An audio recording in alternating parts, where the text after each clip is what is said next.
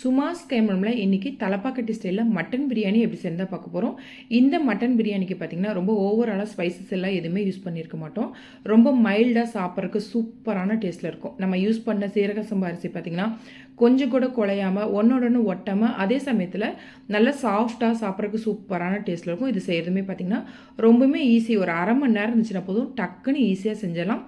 வாங்க இந்த மட்டன் பிரியாணி எப்படி செய்யுதுன்னு பார்க்கலாம். பிரியாணி செய்யறதுக்காக 1/2 கிலோ அளவுக்கு மட்டன் நல்லா க்ளீன் பண்ணி எடுத்திருக்கேன். மட்டன் பீசஸ் பார்த்திங்கன்னா எலும்பு அதிகமாக இல்லாமல் கொஞ்சம் சதைப்பகுதியாக கொஞ்சம் சின்ன சின்ன பீசஸாக நான் எடுத்திருக்கேன். பீசஸ் வந்து உங்கள் விருப்பம் தான், எப்படி வேணாலும் எடுத்துக்கலாம். அடுத்து ஒரு பவுலில் அரிசி அளந்து எடுத்துக்கலாம். நான் 2 கப் அளவுக்கு சீரக சம்பா அரிசி எடுக்கிறேன். இது வந்துட்டு பார்த்திங்கன்னா 1/2 கிலோ அளவுக்கு இருக்கும். 1/2 கிலோ அளவுக்கு மட்டனுக்கு 1/2 கிலோ அளவுக்கு அரிசி எடுத்திருக்கேன். இதை 2 தடவை போல் நல்லா கழிஞ்சு எடுத்துகிட்டு தண்ணியை சுத்தமாக வடித்து எடுத்துகிட்டு வந்துடலாம். அரிசியை ஊற வைக்கணும்னு அவசியம் இல்லை. நான் எப்பவுமே பிரியாணி செய்கிறதுக்கு பார்த்திங்கன்னா பாஸ்மதி அரிசியோ இல்லை வந்துட்டு சீரக சம்பா அரிசியோ எது எடுத்தாலுமே நல்லா 2 தடவை போல் கழிஞ்சு எடுத்துகிட்டு தண்ணியை சுத்தமாக வடிச்சிட்டு அதுக்கப்புறம் கொஞ்சமாக நெய் விட்டு நல்லா பரட்டி எடுத்துகிட்டு ஓரமாக வச்சுருவேன். அந்த மாதிரி செய்கிறப்ப பார்த்திங்கன்னா கொஞ்சம் கூட அரிசி குலையாமல் சூப்பராக சாஃப்டாக வரும். இப்போ இந்த மாதிரி நல்லா தண்ணியை சுத்தமாக வடிச்சிட்டு இதில் 1 டேபிள் ஸ்பூனுக்கு நெய் சேர்த்துட்டு இதை நல்லா மிக்ஸ் பண்ணி எடுத்துக்கலாம். ஈவனாக நல்லா கோட்டாகிற அளவுக்கு நல்லா மிக்ஸ் பண்ணி விட்டுட்டு ஓரமாக மூடி போட்டு வச்சிடலாம். அரை மணி நேரத்துலேருந்து 1 மணி நேரம் வரலும் வச்சுக்கலாம். 1 மணி நேரத்துக்கு மேலானாலுமே நமக்கு பிரச்சனை இல்லை. கொஞ்சம் கூட அரிசி குலையாமல் தான் வரும். அப்படியே ஒரு அரை மணி நேரம் அப்படியே இருக்கட்டும்.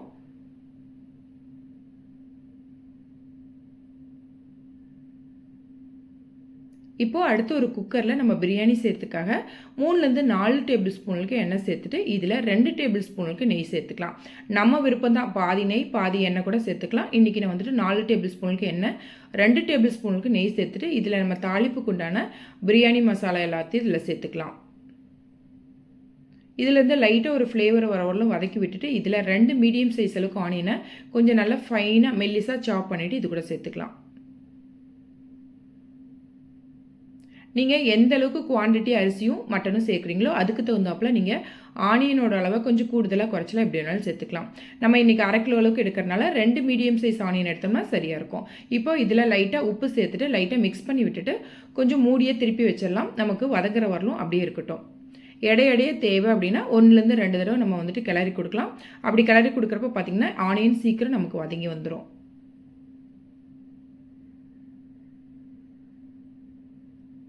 இடையில இந்த மாதிரி கிளறி கொடுத்தோம் அப்படின்னா டக்குன்னு ஆனியன் வதங்கிடும். லைட்டாக மிக்ஸ் பண்ணி விட்டுட்டு அப்படியே இருக்கட்டும். நம்ம இந்த கேப்பில் என்னென்ன பொருளை அரைக்கணுமோ அதை வந்துட்டு அரைச்சி எடுத்துகிட்டு வந்துடலாம். இப்போது ஒரு மிக்ஸி ஜாரில் நல்லா க்ளீன் பண்ணி எடுத்த ஒரு கைப்பிடி அளவுக்கு புதினா, ஒரு கைப்பிடி அளவுக்கு கொத்தமல்லி தழை, இது கூட 15 அளவுக்கு பார்த்திங்கன்னா பூண்டு பல் சேர்த்துட்டு இது கூட 2 சின்ன துண்டு அளவுக்கு இஞ்சி, அடுத்து காரத்துக்கு நான் 2 பச்சை மிளகா சேர்த்துக்கிறேன். நீங்கள் உங்கள் காரத்துக்கு தகுந்த மாதிரி அட்ஜஸ்ட் பண்ணிக்கலாம். அடுத்து 2 சின்ன துண்டு அளவுக்கு பட்டை, 4 கிராம்பு, 1/2 டீஸ்பூன் அளவுக்கு சோம்பு, 3/4 கப் அளவுக்கு நல்லா ஃப்ரெஷ்ஷான தயிரை அது கூட சேர்த்துக்கலாம். ரொம்ப புளிப்பு இல்லாமல் கொஞ்சம் ஃப்ரெஷ்ஷான தயிராக சேர்த்துட்டு தண்ணி எதுவுமே சேர்க்காமல் கொஞ்சம் ஃபைன் பேஸ்ட்டாக அரைச்சி எடுத்துகிட்டு வந்துடலாம். பாருங்கள், இந்த மாதிரி அரைச்சி எடுத்துகிட்டு நம்ம வதங்கிக்கிட்டு இருக்கிற வெங்காயத்தில் இதில் சேர்த்துக்க போகிறோம். முதல்ல வந்துட்டு வெங்காயம் நல்லா வதங்கிருச்சான்னு செக் பண்ணிவிட்டு அதுக்கப்புறமா அரைச்ச பேஸ்ட்டு இது கூட சேர்த்துக்கலாம். நல்லா பார்த்தீங்கன்னா கொஞ்சம் ஓரளவுக்கு கோல்டன் ப்ரௌனாக வந்த வாட்டி நம்ம அரைச்சி வச்சுருக்கிற பேஸ்ட்டை இது கூட சேர்த்துக்கலாம்.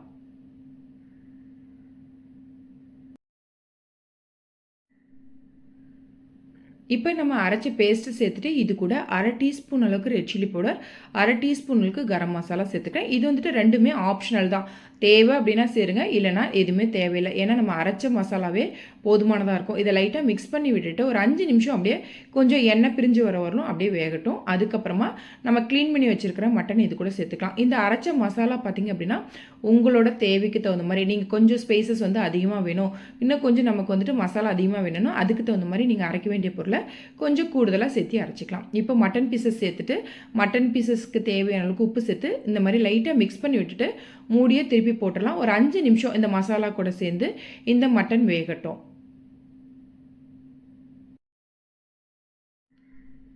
5 நிமிஷம் மட்டன் பீசஸ் வெந்த வாட்டி இதில் நம்ம 1 கப் அளவுக்கு தண்ணி சேர்த்துக்கலாம்.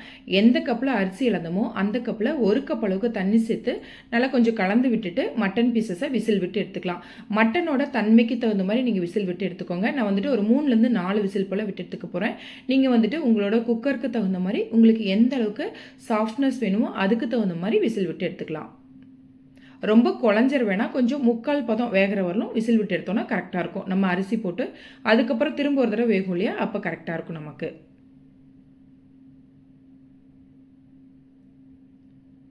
இப்போ பாருங்கள் மட்டன் பீசஸ் நமக்கு நல்லாவே வெந்துருச்சு. திரும்ப அடுப்பை ஆன் பண்ணி விட்டுட்டு இதில் மீதி இருக்கிற தண்ணியை நம்ம அளந்து எடுத்துக்கலாம். நம்ம ஏற்கனவே பார்த்திங்கன்னா எந்த கப்பில் அரிசி அளந்தமோ அந்த கப்பில் 1 கப் அளவுக்கு தண்ணி சேர்த்துருக்கோம். மீதி நம்ம 3 கப் அளவுக்கு தண்ணி சேர்க்க போகிறோம். மொத்தமாக 4 கப் அளவுக்கு தண்ணி, 2 கப் அளவுக்கு அரிசிக்கு 4 கப் அளவுக்கு தண்ணி சேர்த்தோம் அப்படின்னா நமக்கு கரெக்டாக இருக்கும். ஏன்னா நம்ம அரிசியெல்லாம் ஊற வைக்கல, வெறுமனே நெய் பரட்டி தான் வச்சுருக்கோம். இதுக்கு 4 கப் அளவுக்கு தண்ணி சேர்த்தோன்னா கரெக்டாக இருக்கும். நீங்கள் வந்துட்டு ரொம்ப பழைய அரிசி எடுக்கிறீங்க அப்படின்னா இன்னும் ஒரு 1/4 கப்பு அதிகமாக கூட சேர்த்துலாம். ஏன்னா சீரக சம்பா அரிசி சேர்க்கிறப்ப பார்த்தீங்கன்னா கொஞ்சம் நமக்கு சாஃப்டாக இருந்தால் தான் சாப்பிட்றதுக்கு பிரியாணி நல்லாயிருக்கும். இதில் கொஞ்சம் டேஸ்ட் பார்த்துட்டு தேவைக்கு தகுந்த மாதிரி உப்பு சேர்த்துட்டு நம்ம நெய் பரட்டி வச்சிருக்கிற சீரக சம்பா அரிசி சேர்த்துட்டு நல்லா கலந்து விட்டுக்கலாம். கொஞ்சம் கொதி வர வரலும் மீடியம் ஃப்ளேமில் வச்சுக்கலாம். மீடியம் ஃப்ளேமில் வச்சு நல்லா கொதி வரட்டும். அதுக்கப்புறமா கொஞ்சம் ஃப்ளேமை லோ ஆக்கிட்டு ஓப்பன்லேயே நல்லா 3/4 பதம் அரிசி வேகிற வரலும் ஓப்பன்லேயே வேக விட்டு எடுத்துக்கலாம். இடையிடையே இந்த மாதிரி கொதிக்கிறப்ப பார்த்திங்கன்னா லைட்டாக இந்த மாதிரி கிளறி கொடுத்து நம்ம வேக வச்சுக்கலாம்.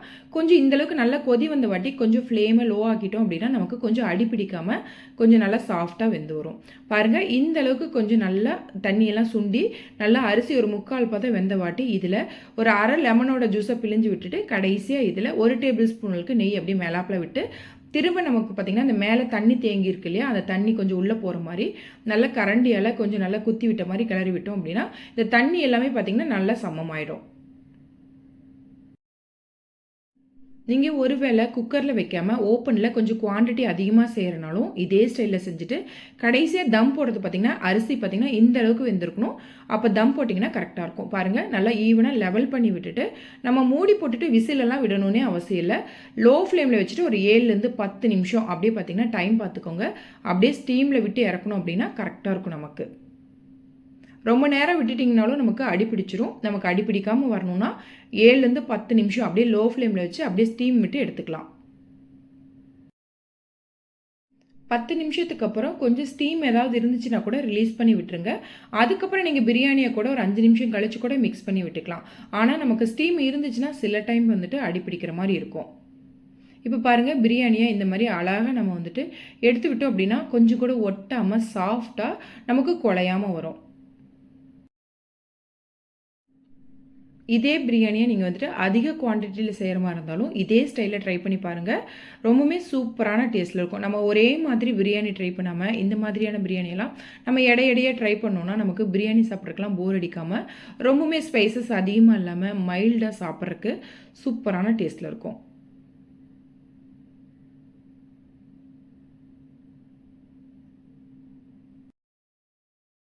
பாருங்கள் சிம்பிள் அண்ட் ஈஸியாக சூப்பரான டேஸ்ட்டில் ஒரு மைல்டான Thalappakatti style mutton biryani ready ஆயிடுச்சு. நீங்களும் இந்த மாதிரியான மட்டன் பிரியாணியை ட்ரை பண்ணி பாருங்கள்.